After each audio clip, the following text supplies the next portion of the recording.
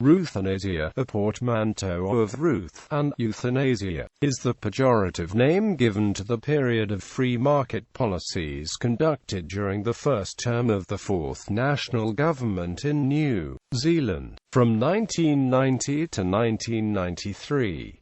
As the first period of reform from 1984 to 1990 was known as Rogernomics after the Labour Party Minister of Finance, Roger Douglas, so the second period became known as Ruthanasia after the National Party's Minister of Finance, Ruth Richardson. Background: Ruthanasia and Rogernomics can be viewed as complementary reform packages implemented by successive governments which were aimed at liberalising the New Zealand economy. The packages came after a period of intense protectionism and fiscal control, particularly under the administration of Sir Rob Muldoon's national government between 1975 and 1984.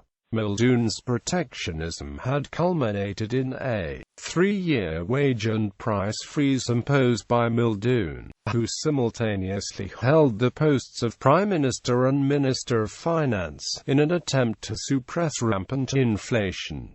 Conflict with manifesto. Ruthanasia was controversial as the National Party had fought the 1990 election on a manifesto promising the decent society, and implicitly repudiating the radicalism of the fourth Labour government. The Prime Minister, Jim Bolger, defended the move in his memoirs on the grounds that he had been badly misled in the run-up to the 1990 election as to the actual state of the New Zealand economy.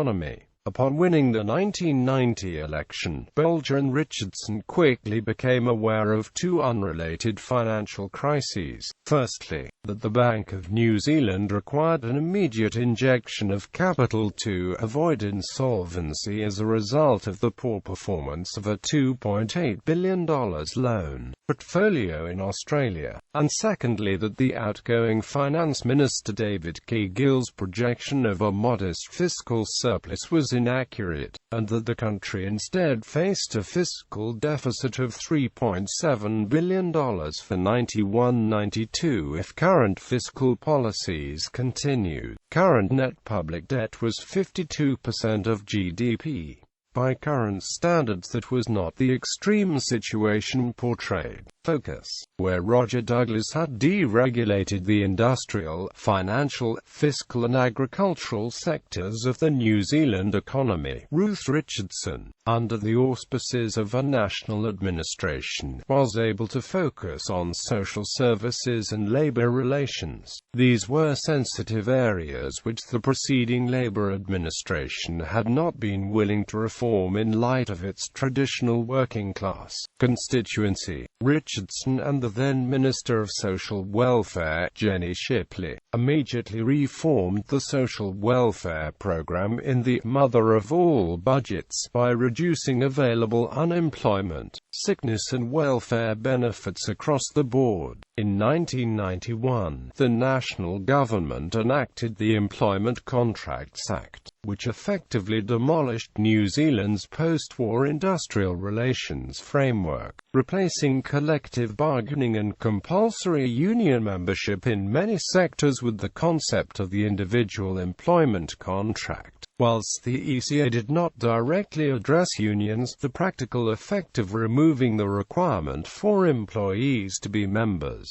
and allowing those employees who did want union membership to choose which union they wished to join, dramatically reduced the bargaining position of the unions in the New Zealand economy. This reform of labour laws had already been outlined in the 1990 National Manifesto. Ken Douglas, then president of the New Zealand Council of Trade Unions, recalled in the 1996 documentary Revolution, the Employment Contracts Act was deliberately intended to individualize the employment relationship. It was a natural outcome of the ideological propaganda of rugged individualism, of self-interest and greed, and the appeal to individuals that you could find better for you by climbing over the tops of your colleagues, your mates, and so on.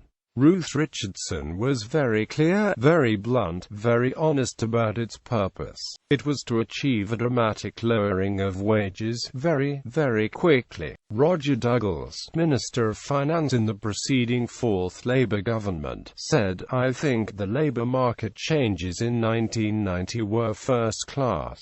I think, unfortunately, Gill and the Labour Party had let the fiscal situation slip from where it was in 1988, and Ruth put it back on the road." Ruthanasia came to an end after the 1993 election, when National's majority was reduced from 18 to 1.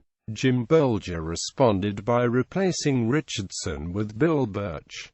Long-term consequences, 1993 to 2008. Internal party ideological tensions also led to the secession of Winston Peters from the National Party caucus and the formation of New Zealand First in 1993. Peters was viewed as an acolyte of Rob Muldoon's protectionist economic policies and had substantial support base amongst New Zealand's senior citizens and the related lobby organisations. Peters' erstwhile prominence was due to the other consequence of Roger Douglas and Ruth Richardson's New Right economic policies, which fueled the movement for electoral reform in New Zealand after Sir Geoffrey Palmer convened the Royal Commission on the Electoral System in 1985–1986. In two electoral reform referenda, the general public endorsed the mixed-member proportional electoral system as a response to what they perceived as an unaccountable new right government. Despite Richardson's resignation, internal tensions continued to rack the National Party. Several MPs seceded to form non-viable centre-right satellite parties before the 1996 general election. After that election, the Bolger administration went into coalition with Winston Peters and New Zealand First. It proved unpopular, and party rightists launched a coup against Jim Bolger in 1998.